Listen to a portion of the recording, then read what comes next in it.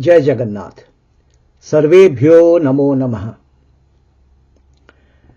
In this video, I will share with you my understanding of a particular type of Sanskrit verse called Anushtup Chhanda, or alternatively also known as Shloka.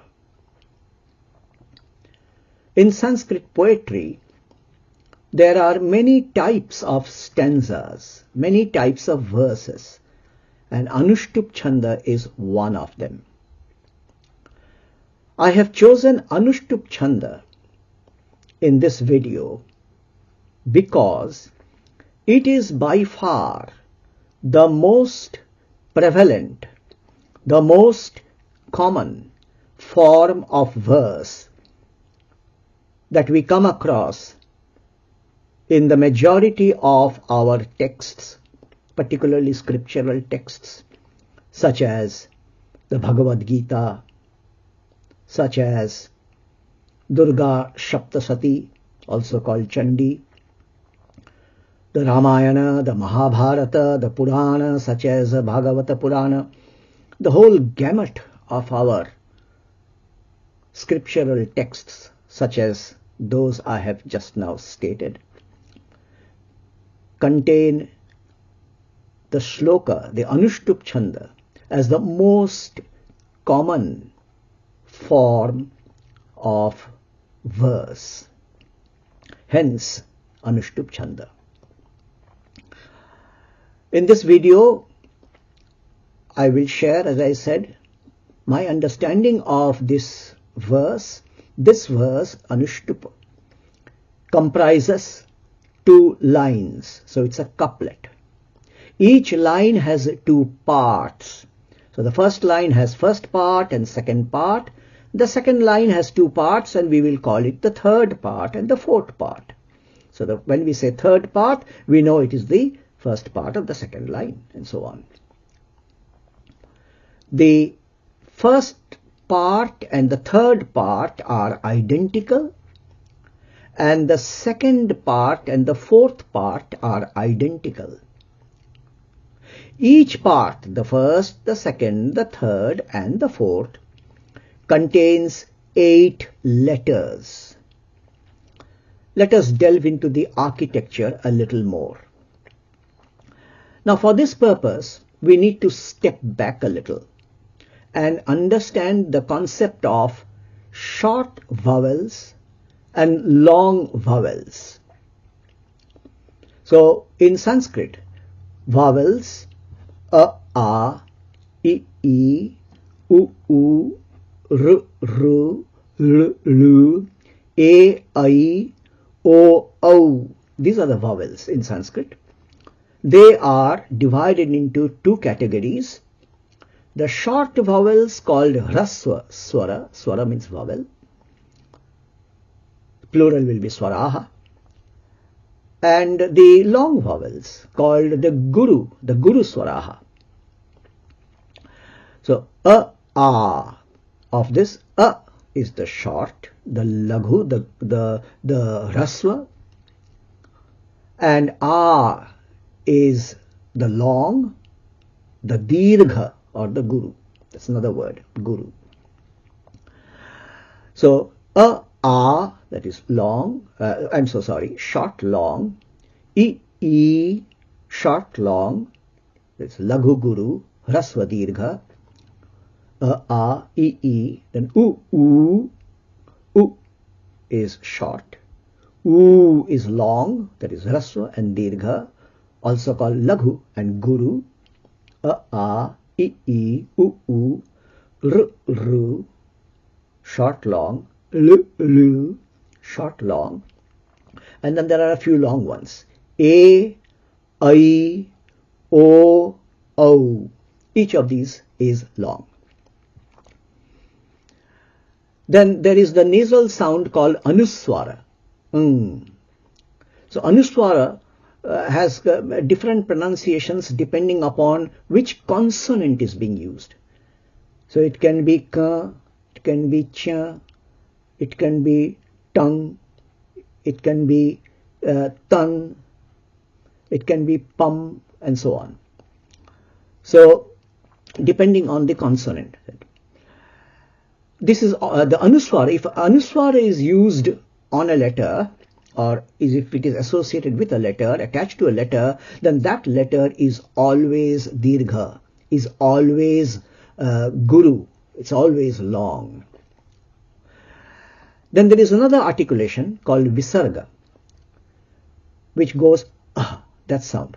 So that sound is always guru, dirgha, long. There is one more sound which is kind of a half nasal, that kind of sound. Now that can be either laghu or guru depending upon the vowel with which it is associated and which vowel is associated with whatever letter. So if it is ka, then a is used, which is a short vowel, so that will be laghu. But if it is ka, then a is used, and therefore it will be a guru or a long vowel.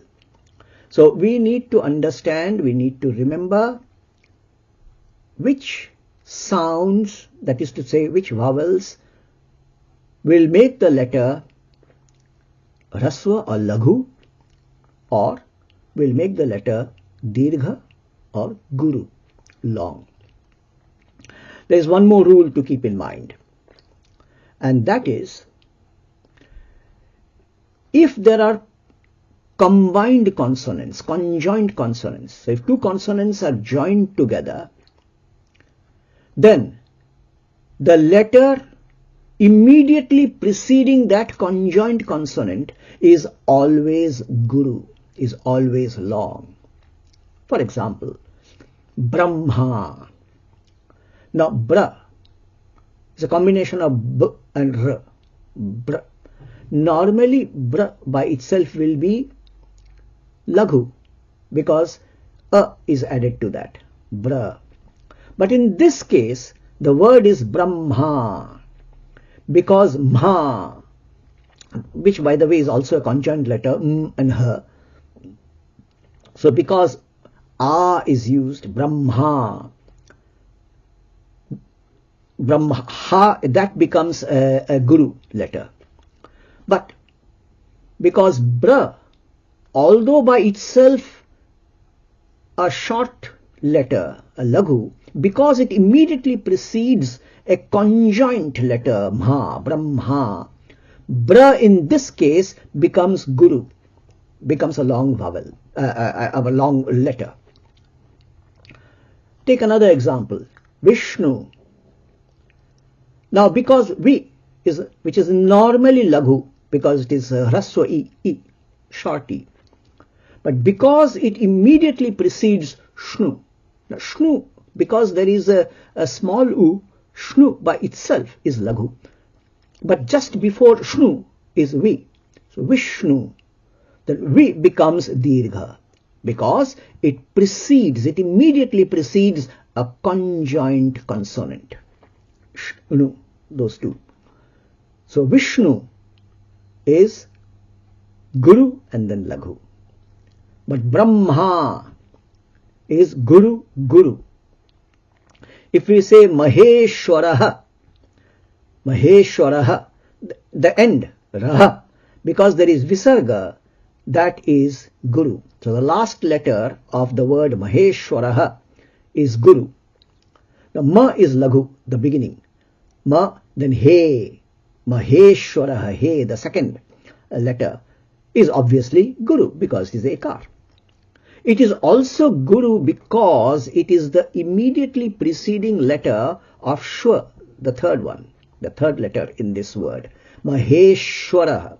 So Shwa by itself is Laghu because it is associated with A.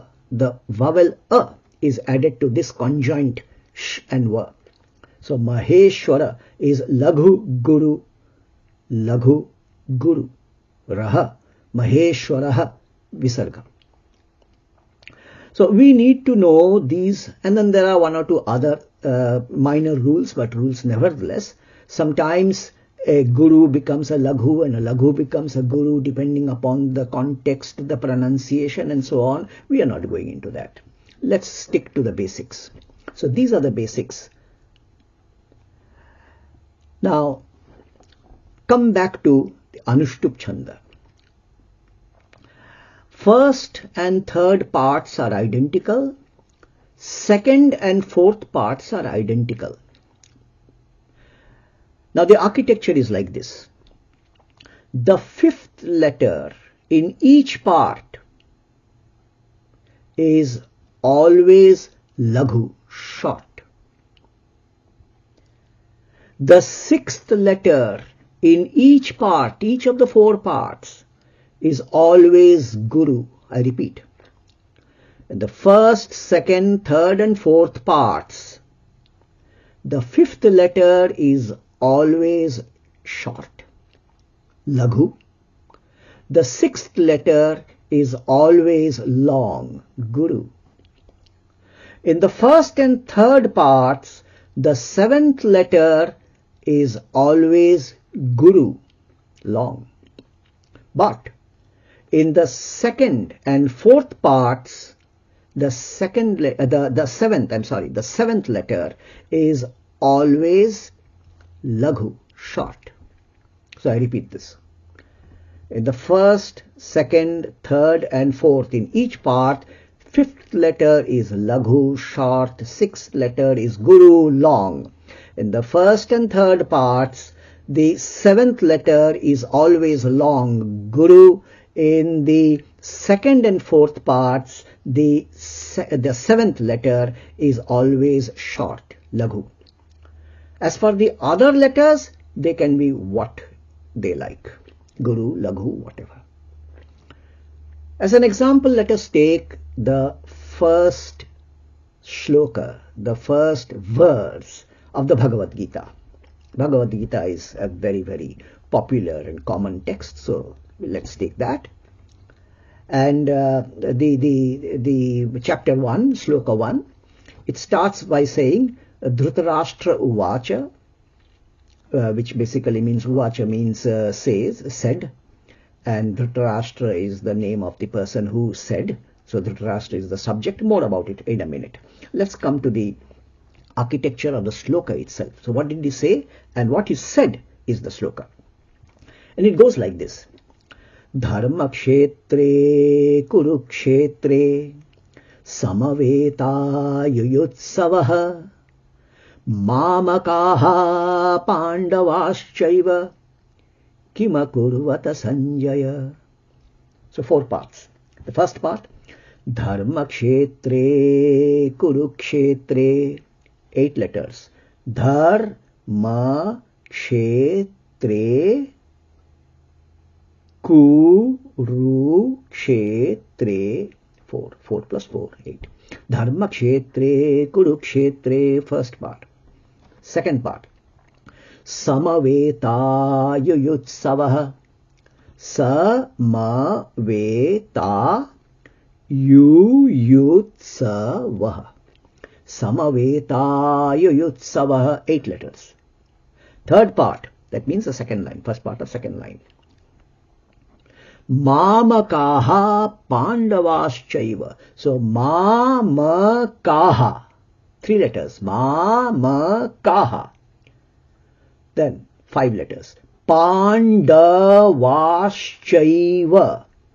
Pandavaschaiva. Mamakaha pandavaschaiva. 3 plus 5, 8 letters. Then the fourth part. Kima kurvata sanjaya, 5 plus 3. Kima kurvata, 1, 2, 3, 4, 5. Sanjaya, 3 letters, sanjaya. So 8, 8, 8, 8. Dharma kshetre kurukshetre samaveta yuyutsavaha, yuyutsavaha mamakaha pandavaschaiva kimakurvata sanjaya. Let's break down the architecture. Let's apply the Anushtup rules here and see how they have been applied, how this stanza has been created.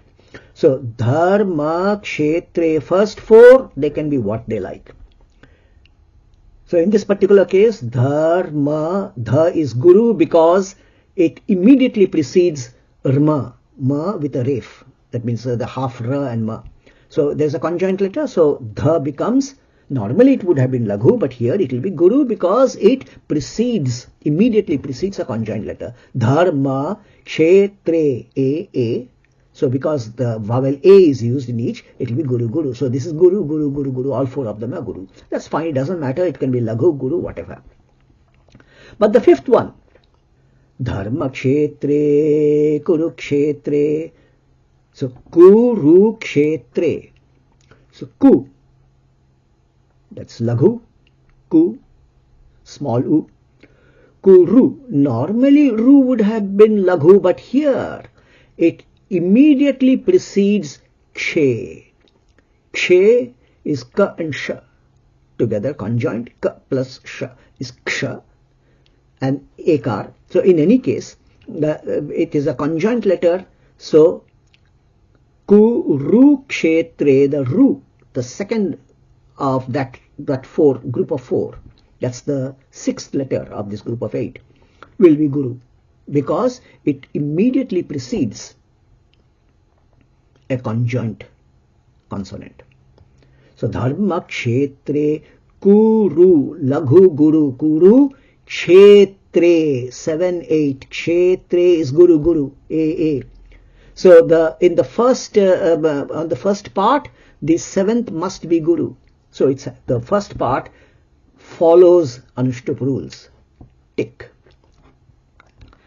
Dharma kshetre, kurukshetre, then samaveta. For the first four, doesn't matter what it is. Samaveta.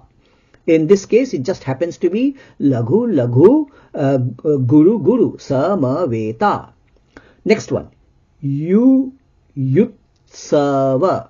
Yu is laghu, so the fifth letter is laghu. Tick.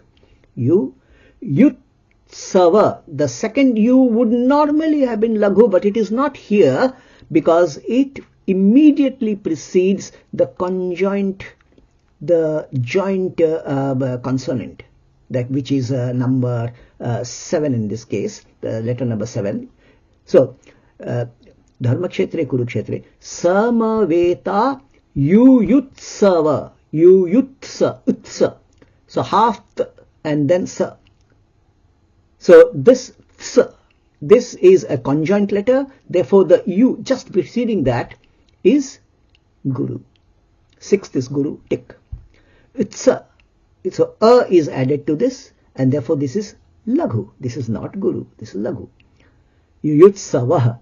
Vaha has a visarga, and it is guru. The eighth can be laghu or guru. It doesn't matter. So dharma kshetre, kurukshetre follows Anushtup rules. Samaveta yutsavaha. So this follows the Anushtup rule as well. Take the third part. Mamakaha pandavaschaiva. So mamakaha. 1, 2, 3 doesn't matter what they are. In this case, it just happens that they are guru, laghu, guru. Okay. Pandavaschaiva. Pa is the fourth letter. It doesn't matter what it is. In this case, it's guru. Doesn't matter. Now, nda. That is laghu. Because there is a laghu swara attached to it. Rasva swara. So, mamakaha pa. Forget. Nda is laghu. Panda. Vaschaiva. Va. A is added in the sixth. Va. So sixth is guru. Sixth has to be guru. So tick. Done. Mamakaha pandavaschaiva. Chaiva. That's 7, 8. Chai. I is used. I is a guru. And therefore seventh is guru. It has to be guru in the first and third parts. So tick. So mamakaha pandavaschaiva. Va is the last number 8, which is laghu in this case. Doesn't matter whether it should be laghu or guru. We don't care. Now the fourth part. So mamakaha pandavaschaiva Kima kurvata Sanjaya. Kima kurva. Kima kurva. So kima, so that is laghu, and then to be guru, kima, kima kur, no, it is laghu, kima kurvata. Kima kurvata. So kima ku, it will be guru, because just after that is ra and va, that's a conjoint letter. So kima kurva, foregone, ta. Ta is the fifth one. So ta, fifth is laghu. Ta, a is added to it, a laghu swara. Kima kurvata Sanjaya. San, the anuswara is there. The moment there is anuswara, that becomes guru. San, so sixth, sorry. Kima kurvata San, that's sixth, San, Janjaya. 7, 8 is laghu in this case. So the seventh has to be laghu in the second and fourth. So we see that this stanza, this Anushtup, follows the rules of Anushtup. It is a correctly created, correctly crafted, correctly constructed Anushtup Chhanda. Dharma kshetre kurukshetre samaveta yuyutsavaha mamakaha pandavaschaiva kima kurvata Sanjaya. While we are at it, we might as well do the meaning. So it starts with Dhritarashtra Uvacha. So there are two words here. The first word is Dhritarashtra and then Uvacha. Now Dhritarashtra ends with a visarga, but because these two words are joined, Dhritarashtra plus Uvacha, and it starts with U, then by the rules of grammar, by the rules of Sandhi, which is that chapter of grammar which explains, which talks about how to join words, by the rule of that, how to join letters and so on. So by those rules, the visarga vanishes. The visarga is dropped. So Dhritarashtra plus Uvacha becomes Dhritarashtra Uvacha. So it is Dhritarashtra. The moment, now Dhritarashtra is the name of a person. So he was the name of the king. The Kaurava king, his name was Dhritarashtra. So it is the name of a person. Now when the name of a person, when that person acts as the subject, is doing something, in this case he is speaking. Dhritarashtra said, Uvacha means said. So when you use the name as the subject, then, and if the name ends in a, and if it is singular, then it should be followed. The rule of the Sanskrit language is that it should be followed with a visarga. Visarga. That means Dhritarashtra said. Who said? Dhritarashtra said. Now Dhritarashtra plus Uvacha, by rule of Sandhi, the visarga is dropped, it becomes Dhritarashtra Uvacha. So Dhritarashtra is the subject, the person who is doing the act of speaking. What did he say? Quote, Dharma kshetre kurukshetre samaveta yuyutsavaha mamakaha pandavaschaiva kima kurvata Sanjaya. Unquote. So Dhritarashtra is saying, and he is speaking with another person whose name is Sanjaya. So Sanjaya is another person who is with Dhritarashtra at the time, and Dhritarashtra is saying or said to Sanjaya. Now so Sanjaya is the name of a person. Note here, it is not Sanjaya. That is not there in the Gita. It is wrong. It is not Sanjaya. Sanjaya is not the subject.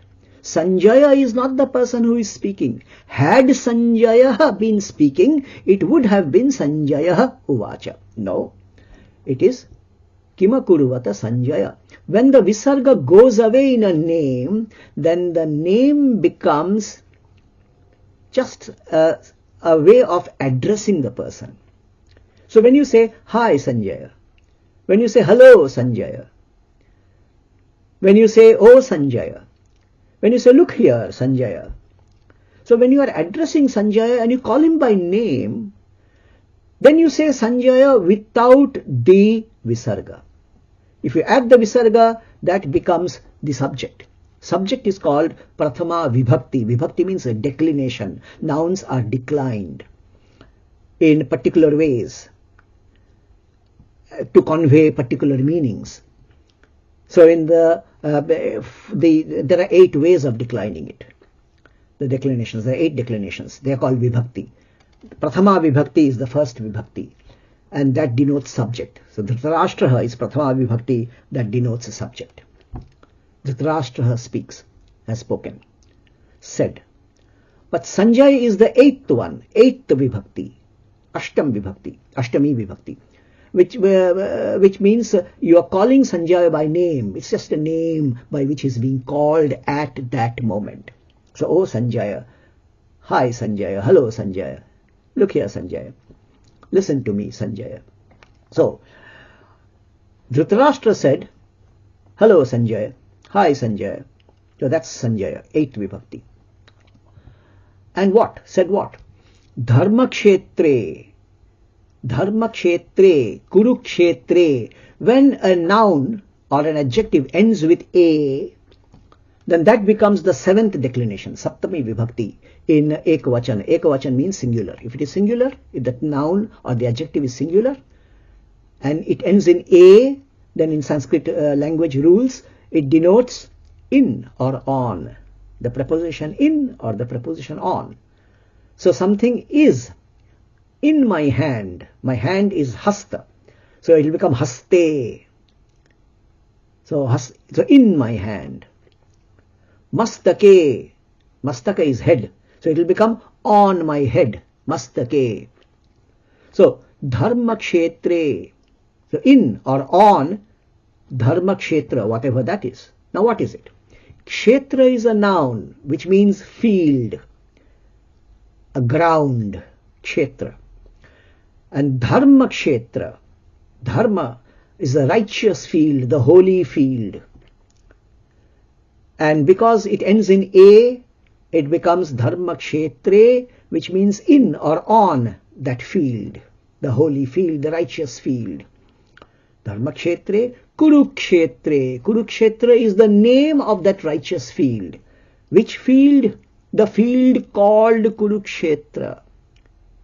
So kshetra is field, Kuru here adjective.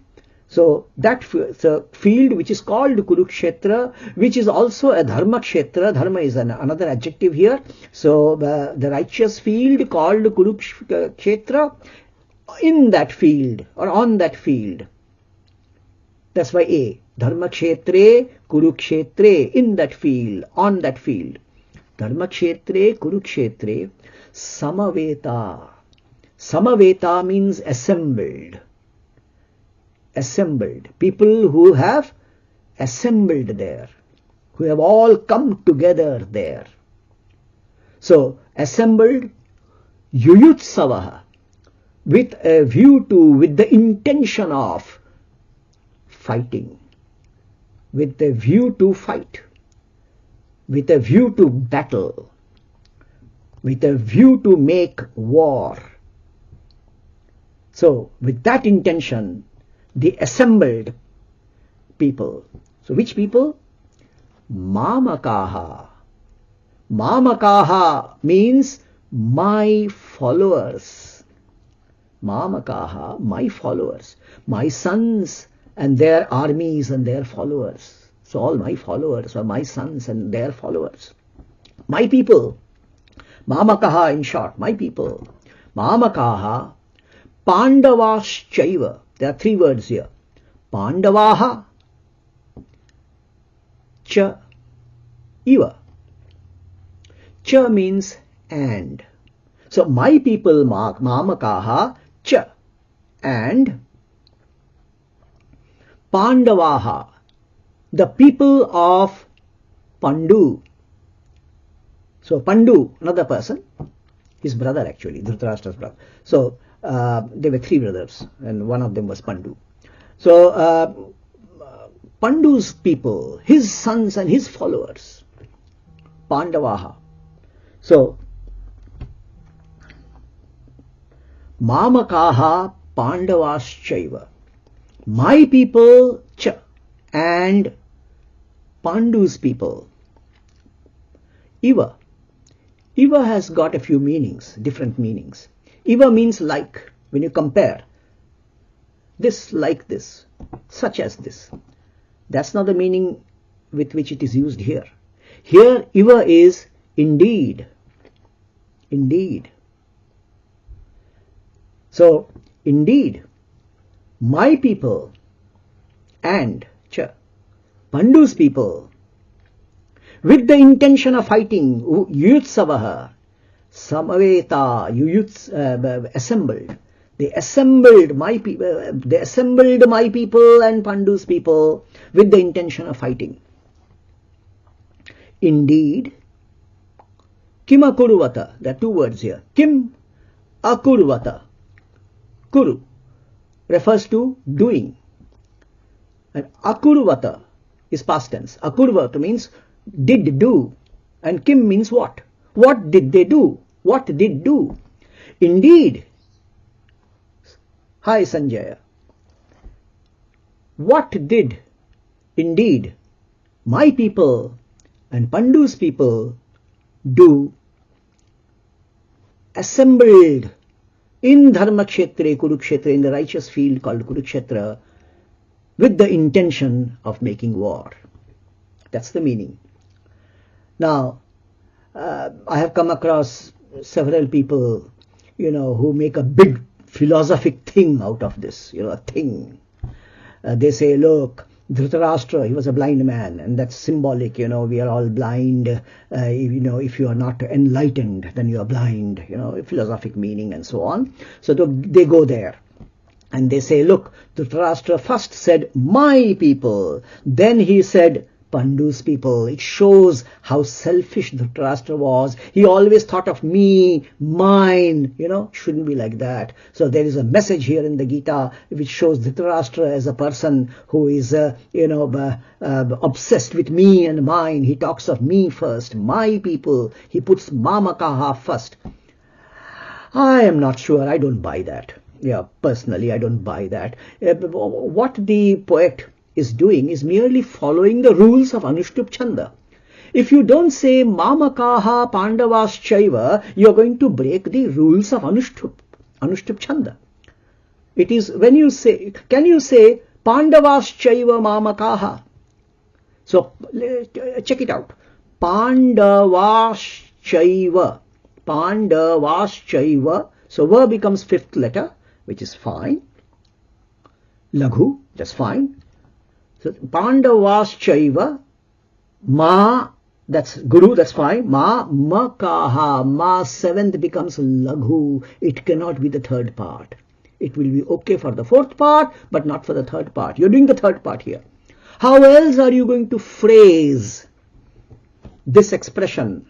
And if you bring that to the fourth part, then what are you going to put in the third part? You can't bring the fourth part and make it the third part. The rules, it will not follow the rules of Anushtup.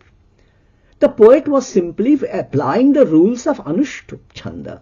And that's why it happened that Mamakaha comes before Pandavaschaiva. It nothing to do with Dhritarashtra being blind and obsessed with, him. So those are all philosophic arguments. If you feel like accepting that argument, go ahead.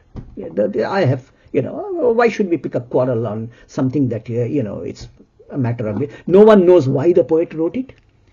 So you have an interpretation, I have an interpretation.